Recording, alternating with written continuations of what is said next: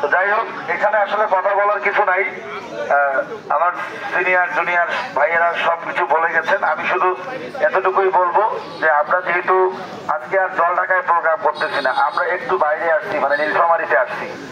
তো নীলফামারীতে যেহেতু আসছি, আমরা নর্মালি আপনার বাড়ি থেকে যখন কোনো আত্মীয়র বাড়িতে যাই তখন কি করি, হয়তো একটু ভালো পোশাক পরার চেষ্টা করি, একটু গোসল করি, একটু ফ্রেশ হয়ে একটু ভালো স্যান্ডেল পরে যাওয়ার চেষ্টা করি।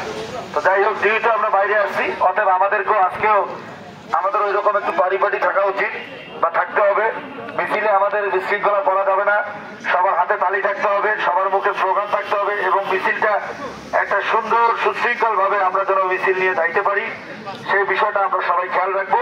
যেহেতু আমরা নীলফামারীতে প্রোগ্রাম করবো, কেউ যেন বলতে না পারে যে জলঢাকার এই বিএনপির লোকজনগুলা একটু এলোমেলো, একটু অগোছল, বা শহীদ আলী সাহেবের নেতৃত্বে যে লোকজনগুলো আসছে এই লোকগুলা বিশৃঙ্খলা করলো বা স্পিড কম। তো অতএব আপনাদের কাছে আমার বিনীত অনুরোধ থাকবে, আমি অনুরোধ করে আপনাদেরকে বলবো আপনারা এই বিষয়গুলো একটু খুব মানে মনোযোগ সহকারে একটু খেয়াল করবেন।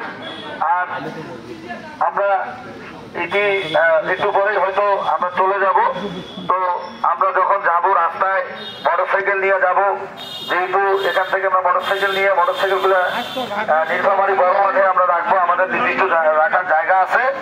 তো সুতরাং আমরা রাস্তা দিয়ে যেহেতু যাব, আমরা একটা সাইড, বাম পাশের একটা সাইড আমরা সর্বোচ্চ 2 লেন মোটরসাইকেল নিয়ে আমরা